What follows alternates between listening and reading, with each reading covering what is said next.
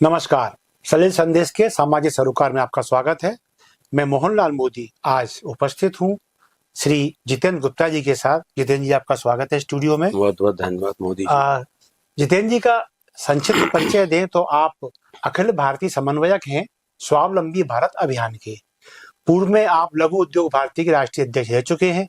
ऐसे जितेंद्र जी आज हमारे साथ उस परिप्रेक्ष्य में उपस्थित हैं जब भारत एक बड़े टैरिफ वार का सामना कर रहा है और उसके हाथ में ब्रह्मास्त्र है जिसका नाम है स्वदेशी। तो आइए उसी मुद्दे पर हम आदरणीय जितेंद्र जी से बात करेंगे। जितेंद्र जी, हम बिल्कुल सीधे मुद्दे पर आएंगे जी बिल्कुल। तो सबसे पहला मेरा सवाल ये रहेगा कि अमेरिकी टैरिफ वार हम पे थोपा गया है, इसकी असल मंशा क्या है?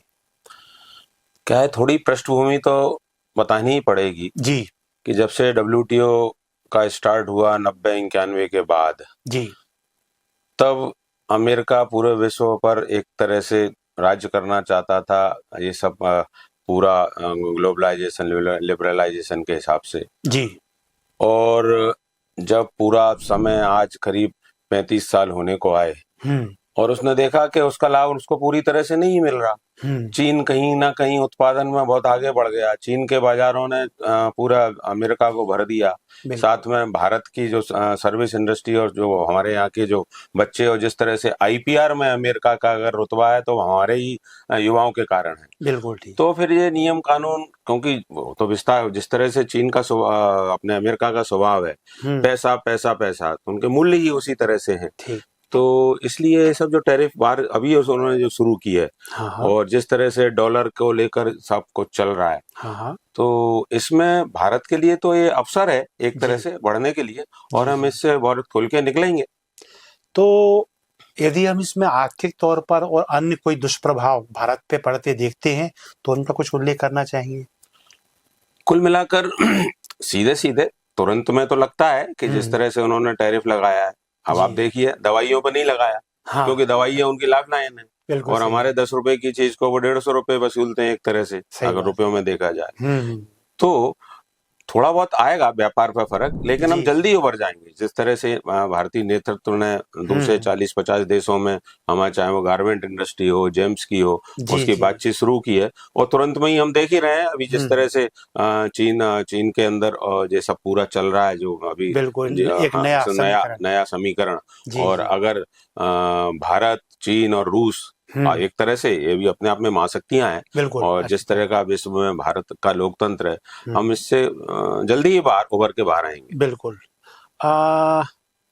इस दुष्प्रभाव से बचने का एक ऐसा रास्ता जो जनसामान्य अपना सके, वो आपकी नजर? ये मोदी जी, आपका बहुत अच्छा सवाल है। कुल मिलाकर भारत की अपनी एक प्रकृति है जी, और पूरे विश्व में भारत ही एक ऐसा देश है जो प्राचीनतम देश हम जिसको कह सकते हैं। और हमारी एक जीने की पद्धति है जी। हिंदुत्व को भले ही लोग धर्म से जोड़े, लेकिन हिंदुत्व जीवन पद्धति है जी। जब हम कहते हैं यत् पिंडे तत् ब्रह्मांडे, जो पिंड में है वो ब्रह्मांड में है, तो पिंड से ब्रह्मांड की यात्रा को ही हमने हिंदुत्व का है। चाहे वो 16 संस्कार को लेकर, क्योंकि एक जब रसायन शास्त्र में कोई फॉर्मूले से कोई चीज बनती है, वैसे ही जीवन का है। बिल्कुल। तो और उसी हिसाब से हमने 4 आश्रम की बात की है जी। तो भारत में जो एक तरह से विकेंद्रीकरण था जी, और जब हम उत्पादन में पूरे विश्व के का 33% भागीदारी हमारी थी, तो हमारे कोई बड़े उद्योग नहीं थे। हमारे छोटे छोटे ग्राम कुटीर लघु उद्योग थे, जिनके कारण घर घर में निर्माण होता था। और वो निर्माण की सामग्री हम पूरे विदेशों में व्यापार के तहत भेजते थे।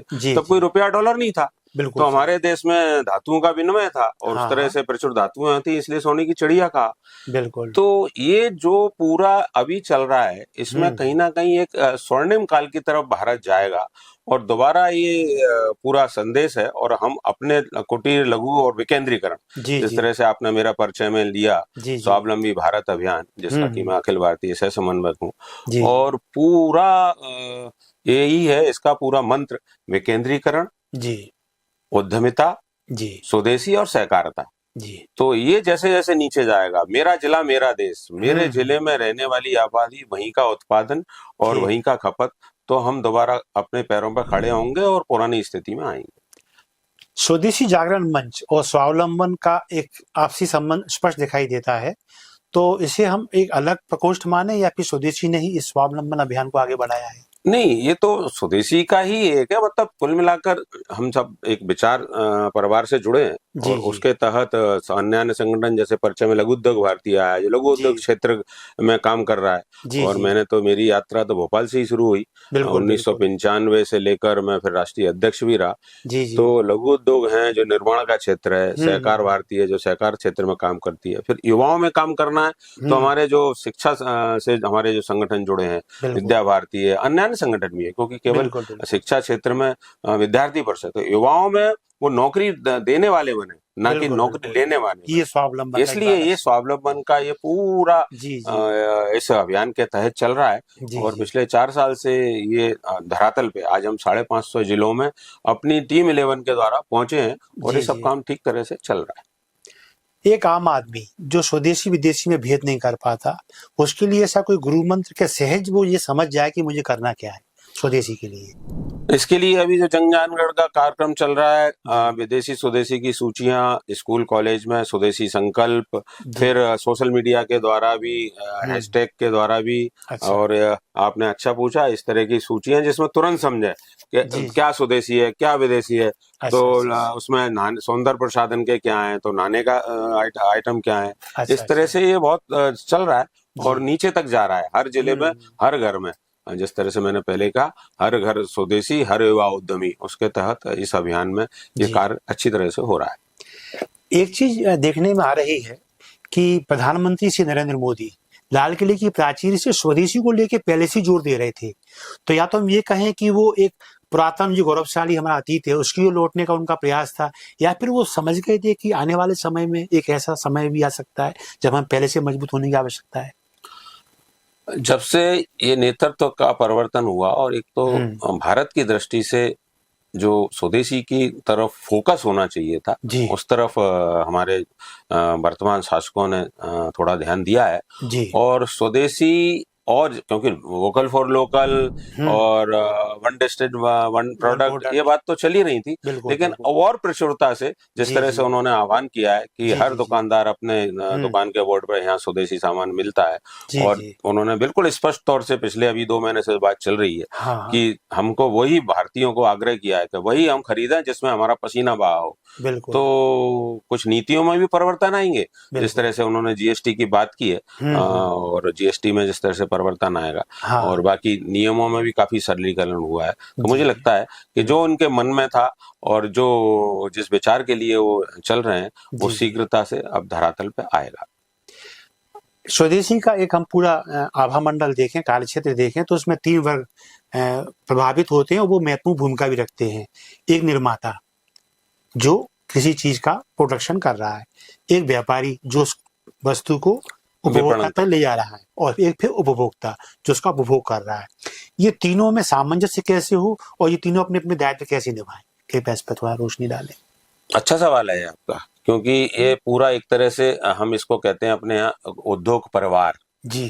क्योंकि निर्माण के साथ फिर उसका विपणन दुकानदारों के द्वारा और फिर उसका उपयोग, तो इसका सामंजस्य जैसे मैंने पहले कहा स्थानीय स्तर पर, क्योंकि 70 से 80% सामान दैनिक उपयोग का है। जी बिल्कुल ठीक। तो उसका उत्पादन दैनिक मतलब हमारे स्थानीय स्तर पर, और उसी का विपणन, और फिर उसका, क्योंकि ये सारा जुड़ा हुआ है।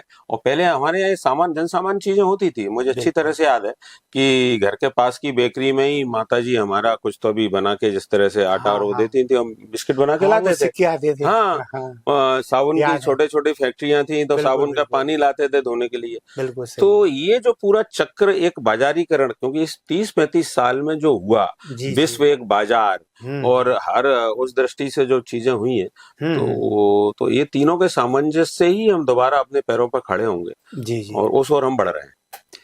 तो जैसा कि हम देख रहे हैं, अब जब स्वदेशी, बिल्कुल मैंने पूर्व में कहा था, एक ब्रह्मास्त्र के रूप में स्वदेशी को अब पूरा भारत ही नहीं देख रहा, विश्व देख रहा है।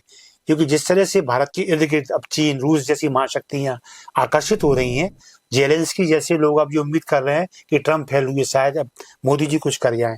तो ऐसे में हम स्वदेशी को लेकर कितना व्यापक सोच सकते हैं और आम जनता के लिए क्या संदेश? भारत की एक अपनी स्थिति रही है पूर्व काल से जी, और हमने कभी किसी को कर आक्रमण नहीं किया। हाँ, ये हमने विश्व को परिवार माना है और परिवार भाव से ही हमारी व्यवस्थाएं रही हैं। जी, अन्य अन्य देशों की भी जो अपनी एक स्थिति है, हाँ, चाहे वो विस्तारवादी क्या हो, चाहे वो केवल पैसा हो, तो अभी जो पूरा विश्व में उथल पुथल है, तो मानवता की दृष्टि से भारत ही एक देश ऐसा देश है जो परिवार भाव से, और इसलिए हमारे भारत के नेतृत्व के ऊपर सभी का विश्वास है कि हम जो करेंगे और कहेंगे और करेंगे वो उस पर हम कभी दोबारा पलटेंगे नहीं। और हमारे युवाओं में वो शक्ति है, क्योंकि भारत ही युवा देश है। आज पूरे विश्व की युवा आबादी भारत के पास है और ठीक तरह से वो नियोजित होती है। तो अमेरिका का 30 ट्रिलियन क्या, ये तो सर्वे आ गए कि हम 40 ट्रिलियन तो आज हो जाएंगे, लेकिन हमको ट्रिलियनों के दौड़ में नहीं पड़ना। हमें अपनी संपन्नता और समृद्धि और व्यवहार, आचरण, मानवता, इसका भी संरक्षण करना है। और यही विश्व को भारत ने पहले भी संदेश दिया है और बाद में भी देगा। इस लड़ाई से भी हम अच्छी तरह से निकलेंगे। तो ये थे श्री जितेंद्र गुप्ता जी, जो सह समन्वयक हैं अखिल भारतीय स्वावलंबी भारत अभियान के। स्वदेशी को लेकर जब आज स्वदेशी एक प्रचुर दायित्व से भरपूर दिखाई देता है और एक मोर्चे पर डटा हुआ ब्रह्मास्त्र के रूप में भारत को सुरक्षा कवच प्रदान करने के लिए, तो हमारे जो सवाल इस परिप्रेक्ष्य में हुए, बड़ी बेबाकी से जवाब आदरणीय जितेंद्र जी की ओर से आए। आप हमारे स्टूडियो में आए, उसके लिए आपका बहुत बहुत धन्यवाद। बहुत बहुत धन्यवाद। और मैं मोहनलाल मोदी फिर ऐसी किसी महान शख्सियत के साथ आपके सामने आऊंगा। तब तक के लिए आज्ञा दीजिए। नमस्कार, जय हिंद, जय भारत। नमस्कार।